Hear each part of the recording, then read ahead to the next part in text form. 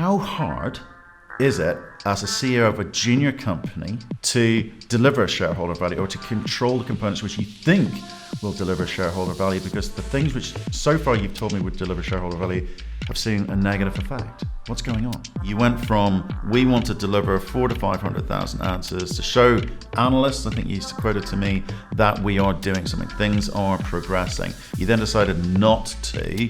So what was why the shift in thinking? Are you going to see those drill results convert into share price appreciation? Because investors want to see drilling, but they also make money when the share price goes up. Hello and welcome to Crux Investor. We spoke earlier today to the MD of Exore Resources, Justin Tremain, and get an update. They've changed their business plan from when we spoke to them last August. They've also had some recent drill results, which had a negative effect on their share price. We ask why. Plus, we talk about something topical, which is the terrorist activity in West Africa, the whole Sahel region. These are topics which may be of interest to Exore shareholders and others thinking of investing in the region. So if you've got any thoughts or ideas, please leave your comments below. And if I could ask that you press the button in the corner of the screen to subscribe to our YouTube channel. And of course, if you want to see more videos like this, please click the notification bell. Let's hear what Justin had to say. Good morning, Justin. How are you? Good, thanks, Matt, and thanks for your time today. Yes, well, it's probably a good afternoon for you. I suspect you're in Perth at the moment. That's right. Okay. Well, let's do the usual thing. 1 minute summary for people new to the story, and we'll get stuck into it after that. Yeah, sure. So Exore is a gold exploration company focused on northern Côte d'Ivoire in West Africa, where we've now been exploring for a little over 12 months. It's about 14 months since we've been in the country. We've been very busy over the last 12 months building our position in northern Côte d'Ivoire, which we think is highly prospective for large gold deposits, and it's proven jurisdiction or proven geology for big discoveries. So we've now increased our position to close to 2,000 square kilometres, or within a 50 to 60 kilometre radius. And then we've been drilling on two main prospects, which we call the Antoinette area, which is appeared to be a collection of gold targets that we've been drilling on there. And then not far from there, the Veronique prospect, which is about 10 kilometres to the south in the same permit area, where we've been doing air core drilling in the earlier part of last year, and then commenced an RC program, our Maiden RC program, in December of last year. We've just been recently reporting the initial results from there. And we're well funded. We undertook a equity raising in November last year, which bolstered our cash position. So we finished the year with about $14.5 million cash, which puts us in a well-funded position to continue our aggressive drilling and exploration programs. Beautiful, great summary. Okay, we're going to start this interview off where you picked up last time, which was, I think you raised the subject, so I'm going to raise it with you again. Terrorist activity. It's in the back of your presentation. It's very topical at the moment in the sense that people are concerned with what's going on in Mali, which is to the north of you. You are also quite close to the border there, also quite close to Burkina Faso, which, we've had conversation with security companies there. They say Burkina Faso outside of the capital city is a no-go zone. How's it affecting you? Well, at the moment, it's not affecting us, although it's a situation we have to monitor very closely. As you say, we're not far from the border. But at the moment, there hasn't been any incidents in Côte d'Ivoire. And Côte d'Ivoire does have a strong government, I think, relative to those northern countries, and also has quite a strong military presence and also is well supported due to its history by the French government as well. So at the moment, we don't employ any security at the moment, so we're comfortable to go about our exploration as business as usual, but it's obviously something that we closely monitor. And I think, as a broad, it obviously puts West Africa in a questionable spotlight. But when you dig down into it, it's actually making Côte d'Ivoire a very attractive place, particularly for corporates to invest. It's obviously been a lot of success that's come out of Burkina Faso in particular over the last 15 years. The number of mines developed there and a number of very successful companies have come out on the back of that.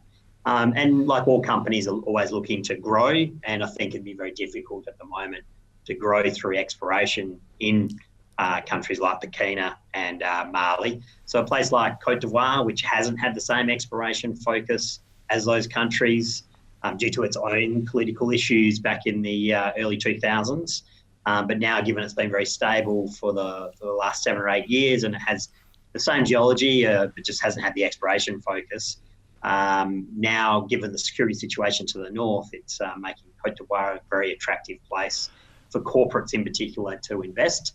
And, there has been some recent activity which has demonstrated that over the last 6 months. Okay, so appreciate you want to talk about the political stability, but I'm talking about an organization, ISGS, whatever you want to call it, which doesn't respect boundaries, and there have been incursions from Mali into Burkina and into several of the northern territories of some of these West African countries. You guys haven't seen anything yet, but when incursions have happened elsewhere, they're fast, they're well armed.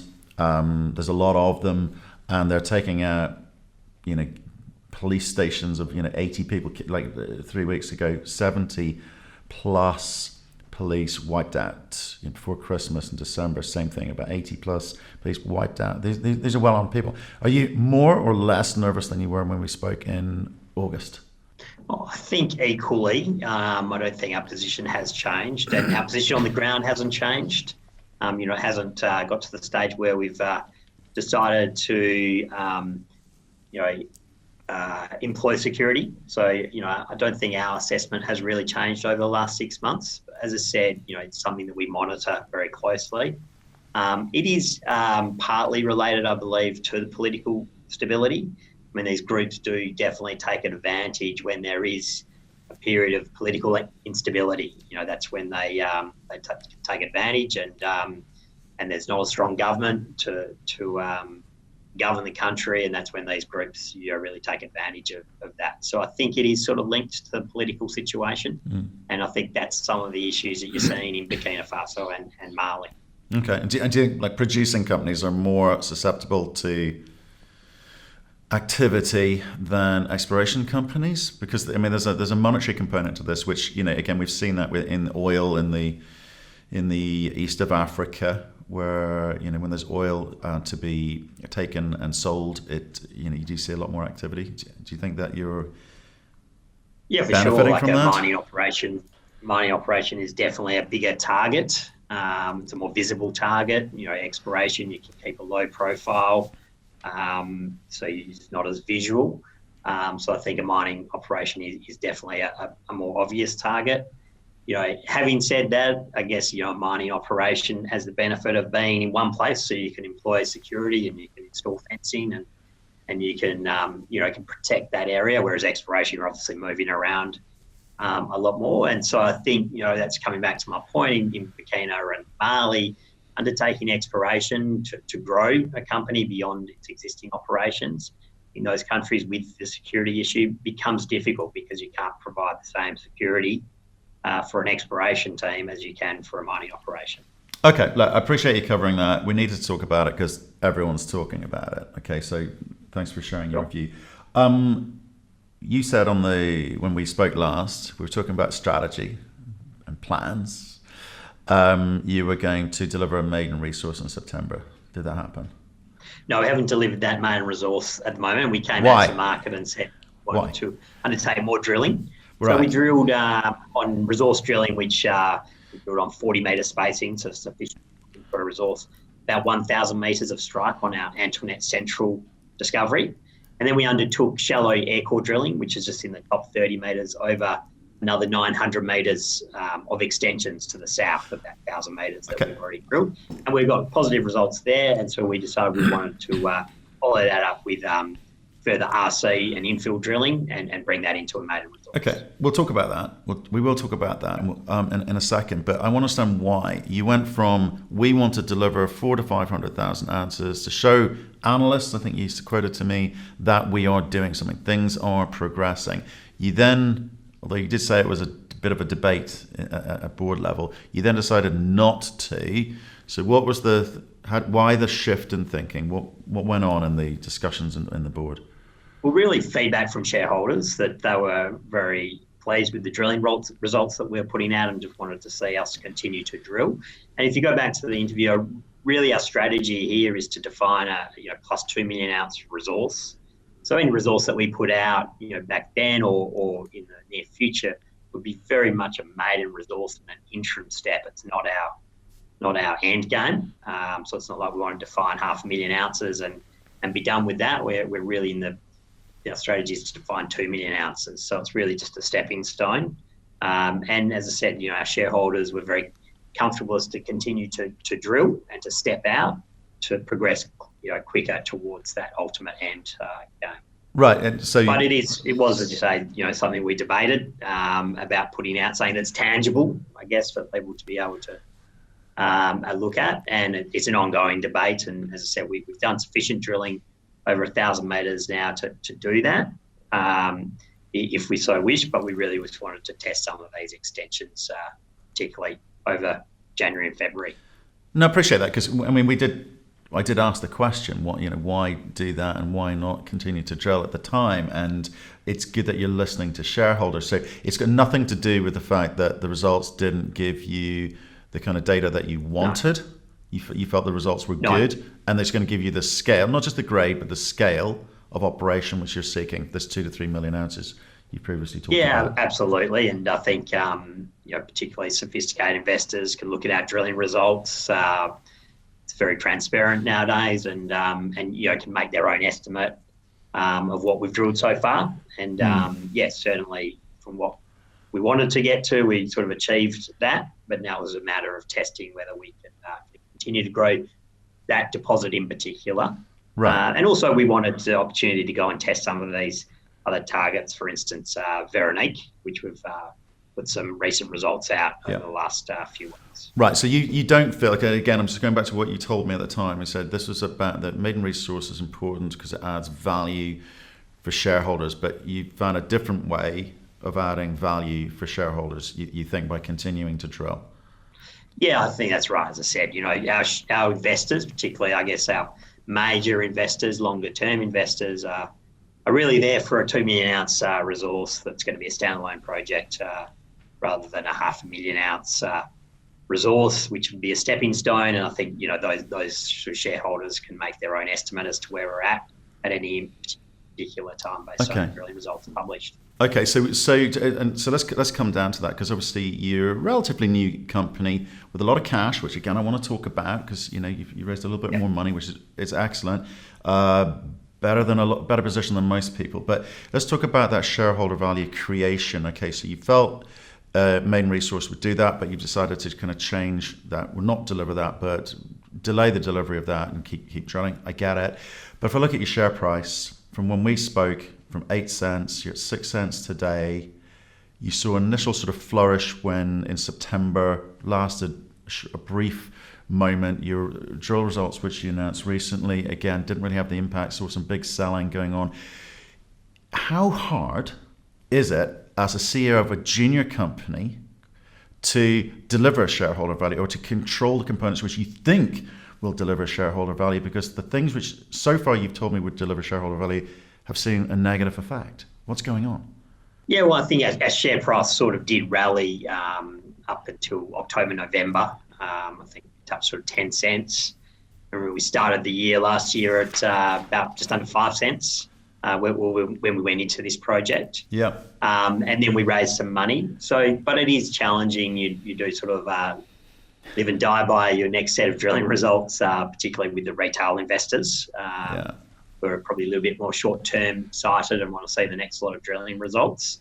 And that's, I guess, what part of the reasons we undertook that raising. There was appetite there from sort of institutional shareholders who we'd expect to be a bit longer-term investors. And it maintains us in a well-funded position, so that we don't need to be too concerned about our share price in the short term and reaction to some drilling results that we publish next week or week after.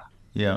And we can be more, focused on our ultimate goal, which is defining standalone substantial JORC resource here. You were kind of in that position when we last spoke in October, because you had about $10 million then. I think you said you got about $14 million now. Yep. You don't. In many ways, you kind of don't really need to worry about what the retail think, do you? Don't you just get on with the business of drilling and mining? Well, in theory you do, but unfortunately most exploration companies need to raise more money at some point. And as you touched, most exploration companies are looking at having to raise money in the next 6 months. And so you do really need to be focused on your share price, because that all results in dilution, if you're raising money at a low share price. But, if you do have a well-funded position, I guess you can not be too as concerned about the short-term share price, but can't lose sight of the fact that, a substantial part of your register is made up of retail shareholders who are very concerned about the share price on a week-to-week basis. So tell me, you the last set of drill results that you announced, quite good, right? You must have been pleased. Are you pleased? Yeah, we're pleased with the Veronique results we put out. I mean, It's different to the Antoinette area where we're getting broader, good grade, like a couple of grams, Antoinette, but over broad widths, whereas Veronique is different geology. It's high grade, narrower but very high grade quartz veins, but we're talking grades of 20 to 40 grams per tonne. Right, fantastic. So very, very different types of mining going on. So you're pleased with what you're seeing. So why the negative reaction in the market? Why the big sell-off? Was this from like one or two shareholders, or was it across the board? What were they reacting to? What's the answer? I still don't have the answer to that. We were very surprised by the sell-off. There was certainly, in the raising that we did in November, there was one of the larger participants in that raising who was a new shareholder to the company. Definitely seems to have been selling quite a lot of their position, which I think has contributed to the weakness in the share price. But yeah, well, I mean, it's no hiding, we were quite surprised given the results by the reaction to in the share price. Okay, when you work it out, let me know, because I'm confused. I'm struggling as well. What type of money did you raise? Were there? I should know this, but what was it? Was it just a pure placement, or? We raised $10 million at 8.5 cents, right? And of which about 80% of that was institutional investors. Okay. So you got. So how much money have you spent since we spoke last? That suggests that you've spent a lot. Since we've been in Côte d'Ivoire. Yeah. Since we've been in Côte d'Ivoire, we've spent about $8 million on $8 million. Yeah. Right. Okay. On the ground. So $8 million on the ground, or in the ground as a company. Okay. Yeah, the majority of that is in the ground. Yeah. Your G&A is not too egregious. So how much has actually gone into the ground of that 8? Oh, about 90%. And right. Our G&A, is probably about $200,000 a quarter, and we've been spending, around about $1.8 million a quarter. Yeah. Okay. Not too bad. So let's get on to your new plan. Okay. So there's a lot of AC drilling, RC drilling. What's the idea here? Because I think again people are asking, what's going on, what's the meaning of it? Because obviously they both deliver different sets of information for you. So what's the new plan, and are you going to stick to it? No, we stick to it. So we undertake soil geochemistry, which is just sampling the surface to identify anomalous areas. And then, one thing that we've probably changed is, rather than stepping straight into air core drilling, which is really drilling the oxide zone, which in this, where we are, varies from 40 to 80 metres of depth. We will firstly undertake auger drilling, which is just shallow 10-metre holes, which we can do very quickly. And we did a lot of this in the last quarter, which then allows us to narrow down a soil anomaly to then hit it with air core drilling, which says drilling the top, so 50 odd metres, the oxide zone. And then the next step from that is then the RC drilling, which is drilling, following up on air core results to see if the mineralisation that we get from air core drilling extends into the fresh rock. Right. Okay. And the end game being what? What do you do? You're talking about targeting 2 to 3 million ounces because that's what you feel makes you attractive to people looking in, whether that be mid-caps or looking to buy up more ounces, or indeed just the market alone? So what's your game plan here? Well, the game plan is to prove up a standalone economic gold project. And in our view, 2 million ounce resource in West Africa, which should, that's a resource. So you'd hope from that you would get plus 1 million ounce reserve from that. Obviously depends on the grade and the geometry and gold price, but you hope to achieve plus 1 million ounce gold reserve. So you're looking at a plus 100,000 ounce gold development story, which I think is what is required in West Africa, and for that matter, really any developing jurisdiction to attract funding to develop such a project. But that's our end game, is to get to a stage where we can develop a project ourselves. I think achieving that, definitely makes you attractive to others, if given the interest in Côte d'Ivoire. But that's not our end game. Our end game is to go about our business in making discoveries and drilling out resources and moving towards the ultimate aim of being a standalone development story. Okay, so 2020 looks like what? We're having this conversation at the end of the year. What will you have done, and why does that matter? Well, it looks much the same as 2019. So, we've got a lot of drilling planned between now and June, which is the best time of the year to be exploring in Côte d'Ivoire in terms of the dry season. So we've got a lot of drilling planned, which includes step-out drilling on the Antoinette area to put into a resource ultimately, but also looking at making other discoveries, within our permit area. So whilst the drilling results, we've been putting out, quite a lot of drilling results over 2019, and that's generated a reasonable amount of interest in the story. We've also been doing a lot of reconnaissance work, which is, geochemistry, geophysics. So we did quite a lot of geophysics to define and build up a pipeline of other targets that we can get out and test, which would then help us achieve that goal of defining a multi-million ounce gold resource here. Were there any successes in country last year? I mean, who's done it well? Who's been in country, made some money last year? So Perseus, which is another Australian company, obviously a much larger company, now worth over $1 billion, I believe. They've done very well. So they have the Sisingui operation, which is actually just to the north of us, about 30 to 40 kilometres to the north of us, which is a modest resource now. It's been in production for 2 or 3 years, but is certainly making a lot of money for Perseus. Then on the back of that, they've now been able to commence the development of a second project in Côte d'Ivoire, the Yare project, which is a much larger project, which has now just started the construction phase. And so they've been very successful.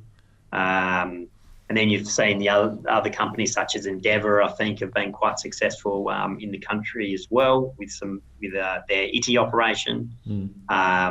On the exploration side of things, there's Sentiment, which has had a couple of discoveries in the country. I mean, they've been exploring there for a number of years now, but have definitely had some success. Right. Their Doropo discovery. But those aren't peers. You've got a bunch. We talked last time about 60 or so explorers in country, of which you are one. You have cash, which is great. Not all of them have cash. Do you feel that you've got the best exploration story in country? I mean, it's a bigger world than just Côte d'Ivoire, but for Côte d'Ivoire exploration stories, do you think you're something that an investor should look at? What have you got? Yeah, I think because we've been very active, because we've got cash, and so we've been very active with the drilling, and ultimately that's what investors want to see, drilling results. And so we've been very active, so we've been able to put out news flow, whereas some of the other explorers, maybe a bit more constrained from a cash position, just haven't been able to be as active as us. Yeah. I mean, there's been other success stories. There's another Australian company, Tieto, which has been quite successful as well, and on the back of that have been able to raise money around the same time as us, in fact, and therefore be able to continue to advance their project. Right, so how are you going to start creating real value? Because you've raised money, you're spending money, but you're not seeing a dollar for dollar return, I'll go yet.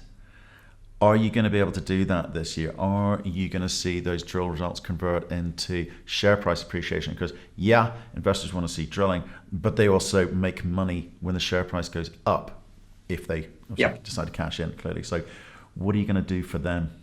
Yeah, I mean, obviously we're very confident of doing that. And I think we did do it last year. It was only in really December where there was some weakness in our share price. Our share price actually up until November doubled. We went from 5 cents to 10 cents, and then there was some weakness, which was really some selling that came about on the back of that capital raising, which was unfortunate, and a bit of weakness in the exploration sector, plus obviously some of the West African security issues that you touched on before. But we think that we're adding value, and it's just not reflected in our share price over the last couple of months. And that's by basically drilling out, a substantial resource, and that's our intention, not just on the Antoinette and Veronique, but also showing that the rest of our ground has the potential to yield further discoveries. Okay, well, let's see if it does. Okay, let's stay in touch. We I think spoke nearly 6 months ago. Let's make sure we speak sooner than that. Thanks for the update on the story. It sounds like things are heading in the right direction. Just now need to see the share price appreciation, and everything you can do to drive that will be most appreciated by your shareholders, I'm sure. So appreciate your time today, Justin. All right. Thanks, Matt. Thanks for your time.